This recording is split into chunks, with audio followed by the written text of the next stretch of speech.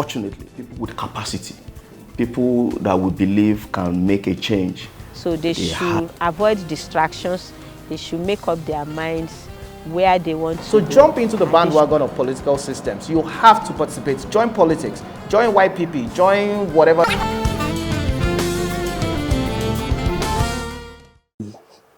Started as a youth advocate, and basically what we do is begin to advocate for spaces within the governance structure for young people, and that was what we've been doing and that I was leading. Even as an organization, we now focus on good governance, policy advocacy, and youth development. So most of the things we have been doing now has been around policy advocacy, policy that give young people spaces within the governance structure, both in elective and appointive position. And we have been championing the cause of saying that we have a society and a leadership structure in the country that is more inclusive. And when I say inclusive, not only with the person with disability, but for youth most especially. And that is what we have been driving. So I think for me, youth participation in politics is very high, very, very high, contrary to what people, some school of thought believe that has been low. Now, youth participation in politics has been very high, but you need to, let's put that in perspective. Now, youth participation or youth involvement in governance, in leadership position, both appointive and elective, has been very low. But in terms of participation in politics, that has been very, very, very high. And that is why we need to begin to see how do we convert the energy in the politics to actually have the actual representation in governance. And I give you an example. Now, in Nigeria now, we have over 150,000 polling units. If you are going to have a general election today, we have over 150,000 polling units. Now, all these polling units I just mentioned, an average of 2 core members will man this polling unit on the election day. That gives you like about 300,000 young people, youth, that are involved in that election. Now, let's even leave that aside. When you look at most of the political structure that we have in this country, political party, most people managing their campaigns, most people managing the contestant, the party candidates themselves, the social media handle, are young people. So you find that they are actually involved. Those people designing their poster, those people branding them, those people designing their billboard, those people coming up with the strategy, even people writing their manifesto. Now, you hardly can win an election in Nigeria today without your huge social media presence. So who are the social media strategists? These are young people. Now, on the election day, young people also come out to vote. When you look at the voter register, close to 61% of, 51% to 60% are young people that register. For instance, in Osun, where we are now, 61% of the voter register is young people. So that talks about their involvement. But now, after that, what happened? In elective position, whether they want to contest, they want to contest, you don't find more of them in that particular cadre. When you look at almost all the contestants in Osun election coming up, you had, probably you just have 1, 2, or young people in that list. You see 60, you see 70, you see, and then you have it like that. So that what it means is that we now need to begin to put it in perspective. How do we channel the energy of the young people that they have used to even bring the adults into power? How do we channel that energy to governance? Because they have been very relevant and their involvement has been very high. I think I'm going to talk about three ways we can change that narrative, that negative perspective narrative that have been, that the tag that have been given to young people. The first thing I'm going to say is that, you see, until we begin to tell our stories, if every other person is telling that story for us, those story is going to favor them because they are going to begin to tell the story from their perspective. And that is why young people need to begin to tell their stories. That is one of the ways we can change the narrative. People don't tell their story. People are doing amazing work. People are coming up with a lot of strategy. In 2015 election, the APC government came into power. We know young people that were behind the strategy they use, the ideas, the strength of that campaign, the ideas of that campaign, the branding. Don't forget the president that eventually won that election has been contested for like about 3 times. Now, what was the difference? Because a separate perspective of branding. So young people need to begin to document, they need to begin to tell their stories. And the second area why we need to tell our story is because when you have the people amplifying the negative above the positive, so you have just 10% negative news, and then that is being amplified above 90% positive news. And that is why, I mean, it happened because young people don't tell their story. Then the second thing is this: we need to begin to use the power we have to tell our story and to tell them positively. What am I trying to say? The power the young people have in this generation is the social media. We have that power of the media, and we even control the traditional media from online. So what do? How do we tell our story with our power? With that instrument that we have is key, and we need to begin to take over the media space and begin to control the narrative. When young people allow other people to control the narrative for them, it's becoming difficult, and then it's beginning to put the young people in a defensive mode. So they always want to defend the negative report and I think we need to come into into a position where we are the one dictating the news, and then that we want the people the potential in the country among the young people is high, and that is the potential is high. We just need to channel it and begin to tell our story. Our achievements are numerous. We need to begin to tell that story in a way that we are going to begin to see that the perspective about the young people are changing. Then the last thing I'm going to say is that we also need, and this is a bit external, and external in the sense that we also need to understand that the leadership of every society, whatever the way you market the young people is the way we are marketing the future. So if what we say about the young people today is what we actually paint, is the picture we are painting the future to look like. So, of course, how do we say it? We might have 1 or 2 people, negative instances that might have been caused by young people, but was that the emphasis? How do we emphasize the positive one? So if you dwell on the negative, you are painting a negative picture. And there is a way it can affect the cycle of the people, and they say, oh, look, this is everything about us is negative too. Then we may not be able to change that narrative, then let's continue in that direction. And that is not going to augur well for the country. So we need to begin to emphasize the positive above the negative. Not only from the perspective of the leaders themselves need to change that narrative.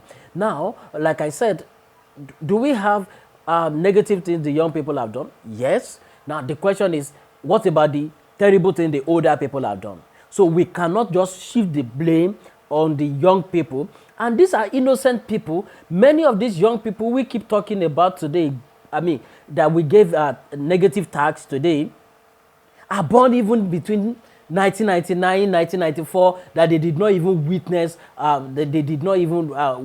good governance in this country. But our fathers, the older generation, witnessed good governance in this country. This is where we are today. But I think if we have to salvage what we have now, if we have to change it, then we need to now begin to invest in the young people. But it starts with the positive image. We have to promote a positive image before we could move this country forward. So what really inspired me to start is just the need that I think I need to feel, and things that make me angry, as it were. Of course, I, like every young person, I wanted to have a very good life, and so went to school, came out, and then I got a job in the banking industry, and I was doing well, excellently well. And but before then, before I got the banking job, I didn't even have any thing to do with the government, because I just feel like, well, let's continue growing. Until I got my first salary and I discovered that, look, what was on the paper was totally different from what I was paid. And I went to my manager then, I said, this is the alert I got. That you know, you get paid then before your pay slip comes. And then the man looked at it, he said, look, they've removed payee, they've removed. I said, is this how much government is taking? And then it just dawned on me, how can government be taking this kind of amount from my salary, and the roads are not good? We don't have electricity. The security situation is bad. What exactly is going on? And it now dawned on me that nobody is even asking any question. So, and I just few friends, then we need to begin to do something about the issue of governance in this country, in this state. And then so we have to start from convincing our fellow young people. I remember we have to start going to schools to educate them about leadership, about what they need to do to get involved. And I remember I will just, when we have, we normally put the program there when we go to school. We normally, to schools then, we normally put the program towards end or the first week of the new month, and just because at the last week of the month we will have gotten our salary, and then we pull everything together to organize a program in the school. So, and that was how we started. We started going to school. We started educating people, and it began. One of the things we just discovered that, look, there is this gap, and that is the gap is getting. I mean, getting wider between the leadership in the country, between the governance structure and the governed. And why is because people have seen government as something that they don't want to get involved in. So what have they resorted into? People have resorted into looking for money to educate themselves. So practically, in Nigeria, we don't even have student loan.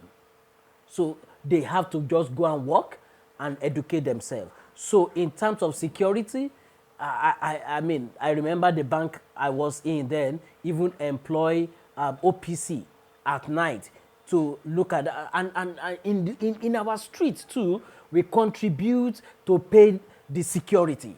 You know, and then to look aside the general security, we contribute. Everybody now begin to. I remember there was a time in my street, every of the landlord, all of us have to come out and then make sure we make the road accessible. Everybody was carrying jigger, everybody was carrying spade, and then look, this Saturday let's make this. Construct this gutter and this. So now this. It will interest you that street then have a budget from the local government. But is the local government functioning? Is the local government system functioning?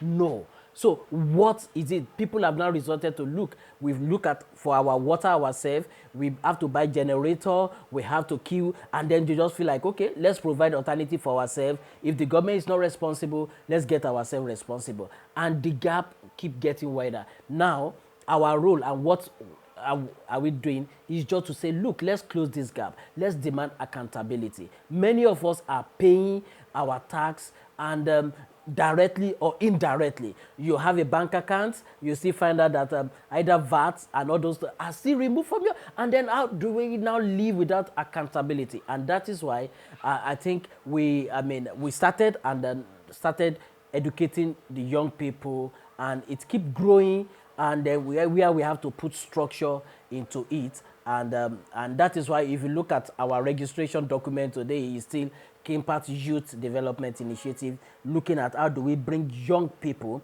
and then bring them up, and then where they begin to demand accountability and then get involved really in governance. I left the bank October 29, 2009. That was when I left the banking industry. And I remember when I was leaving the bank, my manager then was saying, "Are you normal? Do we need," and he was trying to, look for someone that was very close to me and said, "Look, can you just get me Bukola's mom's number? I need to call the mom to say, how can this guy leave?" Because then I was just, assistant operations manager. And then how can you just leave banking? You're a promising young guy. And so you just want to go and be talking and be telling people about government. Do we even have government in this country? If anything happened to you, government cannot do anything about you. They don't even know you exist. And so it was a bit tough. And then we started. And for years, we didn't even, we were using our money to run this. And for years, and I keep telling people, when we started, we couldn't even get, the first grant we got was even 90,000 naira. And that 90,000 naira was even paid twice because somebody subgranted that to us. And then, but we were doing we were doing the job with all the passion we had in us. It was not that easy, but we had a focus that, look, this country is our country and we can make it okay. Now, was I discouraged? Yes. At some point, discouraged when you find out that at some point you can't pay your bills with some of these things, and but somehow you just find a means of getting things done, and then you continue. But what was the strength? Where was the strength for encouragement coming from? When you now begin to have little impact, testimonies here, and somebody saying, "Oh, you told me this, I went back to this place, and then I discovered that they don't know anything. I replicated what you said, and then this is happening now." Those things kept us going then, and we got our first grant, luckily, in 2017. So look at that. I mean, resigned to 2009, and the first grant have to come in 2017. And then we have to do everything we could do. Now, the grants basically was just a tool of effectiveness to be able to reach more people. But we were doing what we were doing with our resources, with the little resources we had, and then, but the grant just allow you to be more effective. But I dare tell young people today that, look, you don't even need a grant if you have not been effective within your little space, because grant is meant to expand what you are doing. So if you are not doing anything, what is the grant going to expand? So the grant is literally going to expand emptiness. So which that has to be taken care of. So, but today, we thank God, things are taking shape. We are engaging now, both at the state level, at the national level, even at the subnational level this time. So that is how we started. I remember one of the major challenges then was when we had a program, but the program was necessary for us to have the program then, and we don't have all the resources. So we went ahead to have that program, and then so in the process we promised the man that maybe owned the facility, that we are going to pay. And so we gave him a particular time. At the end of the day, we couldn't even meet up to pay the bills. And the man just, one day, we are having a meeting. Even external people were there in the office. The man just bumped in and into the office then. And then it was an embarrassing moment. Very, very embarrassing moment. And then what was the next thing he did was just went to our generator, removed the wire, and then carried the generator away, and everybody was like, what exactly is going on? So people started, wow, it was an embarrassing moment. So at that point in time, just feel like, well, maybe we should just pack this thing up and then go back. Everybody should just go and, let's go and look for a job. There are times for months, I remember nobody was on salary when we started. It was very discouraging. There were times that probably everything we have, we could just, in a month, could just be like 15,000. And then we share it. Though you can take 2,000, your house is closer, you take 2,000. And then your house is farther, you can take 3,000. And then that is how we share. And then it was very difficult because there was no resources. And again, and coupled with the fact that, oh, look, we are in a location that we don't have many mentors around that we can really emulate. So most of the people that were mentoring us are mentoring us online. That we said that we have to travel to Lagos or Abuja to go and see how they do it practically. So even if you are looking for the money to travel to Abuja, you better put the money together to pay some bills, either the electricity bills or whatever you have. So it was that challenging. And the other one was when we now eventually we got an invitation to come to Abuja for a meeting, and I can't forget that day. And then it was just shortly before that, 2017, and we got that invitation to come. And while we were going, and then we were attacked by armed robbers. So the office was taken away. The office was taken away, literally. So I mean, by office, I mean the only laptop that contained the office. You know what I mean? The laptop, all the documents, everything, the proposal, everything was in that system was taken away. So we didn't even know, how do we start again? You know, how do we go about it? I mean, it was a very serious situation.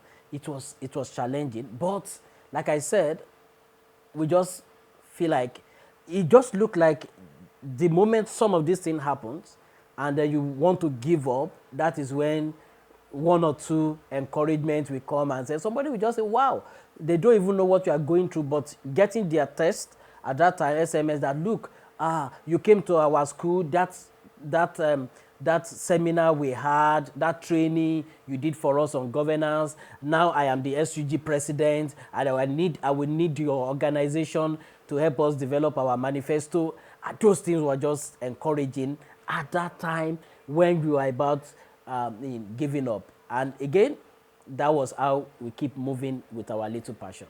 In this journey, I would say number one lesson for me is that I have just discovered that consistency pays.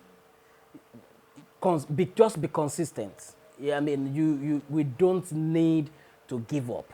We just have to be consistent in terms of the quality of our delivery, in terms of the quantity of whatever we are giving, in terms of our content, in terms of everything you want to do. We just have to be consistent. We don't need to go up today and come down tomorrow. Then number two is integrity and accountability pays. You know, one of the things we don't want to joke with is integrity and accountability. We need to put ourselves in a position whether donor, whether stakeholders are comfortable talking to you, are comfortable dealing with you. Whatever resources they are giving you, either money or material resources, we need to make sure that, look, they are comfortable, that, look, their resources is going to produce whatever is written that we produce. Then again, another lesson learned, I've just mentioned two now, let me stop at three, is that I've just discovered that the easiest thing to achieve in life is success. Because every Tom, Dick, and Harry can achieve success. But the most difficult thing to do is to maintain that success. And that is where the job is. And that is why we have people that are just like a flash in the pan. They can just eat it once, but what happened to that? And that also boils down to consistency. And I also know, let me just give this one again, I also know that one of the lessons I learned is that we need structure. We need to put structure in place in terms of everything. I mean, even in Nigeria today, we keep talking about political party and their structure. That, look, you can only win with structure. Now, even in organization, whatever organization, civil society we have, whatever, we need that structure. Because without structure, we can't move forward. But a lot of lessons, but I think these three stood out for me. Kimpact Development Initiative is youth-focused and youth-led organization that focuses on three major things. Number one, policy advocacy. And number two, good governance. Under good governance, one of our thematic area under good governance is elections. And then number three is the youth development. So Kimpact Youth Development focuses on those three things: policy and advocacy, good governance, which is also elections, and then youth development. So, and we do this through what we call data-driven advocacy. So what do we do? Data-driven advocacy into most of these. So in a nutshell, one of the ways, I mean, in KDI, the way we summarize our activity is that we work for democracy and we want democracy to work. Young people want to get into politics, who want to be involved, you need at least two things to do. Number one is you have to translate your energy from online to offline. So what do I mean? Join the political party. That is where it starts from. So you have to start now, and the time to join political party is now. No, though you may not get into leadership position now. As a matter of fact, if you are joining political party now, you cannot do anything, contest anything towards 2023. But the time to join is now. You know, what am I trying to say? Is because there, in Nigerian constitution today, there is still no independent candidacy. So you still have to come, and that is why on the ballot paper on election day, individual person faces are not on the ballot paper. It's the logo of the political party. So the instrumentality by which you can get into power in Nigeria is through political party. So you have to join a political party. Enough of talking from outside. We can only effect change two ways, either from outside or from within. Now, and I can tell you from experience, it is much more difficult to effect a change from outside because there is likely going to be a resistance from the inside. But you have to be part of the process to change the process. So you need to come in, let's bring our intellectual, our capacity, our content, our character, bring it into those political party and begin to change it. Then number two is don't think your contribution is going to be is small. Know that, look, you may think that, I mean, your contribution is a drop in the ocean, but know that the ocean water is not also going to be complete without that drop. So you need to contribute the little you can contribute. And I tell you, when there is opportunity, they look for people who are available. That is one of the things they do. They look for people who are available first in political party. They look for people who are available first, then they start talking about content and character. So, but availability is key. Nobody is going to come and call you from your house. You need to get in there and begin to make contribution. Go to your ward level, to your ward meeting, make a contribution. Volunteer. Offer to do something. Now, beyond political party, do something within the society. Let the society also begin to know you. When they mention your name, let something ring the bell. Oh, the guy that normally take our kids in extramural classes. That is your contribution to the society. Oh, the guy that normally gather young people to clean these streets every month. That is your contribution. Or if you have resources from your organization, from your company, or the guy that give little scholarship. There is no amount of your contribution that will be too small to the society. And this is what society sees and read and say, look, this man, it's your turn to lead us. And that is the real structure. So you need to begin to build the structure by touching life, by joining this, the system so that you can effect the change.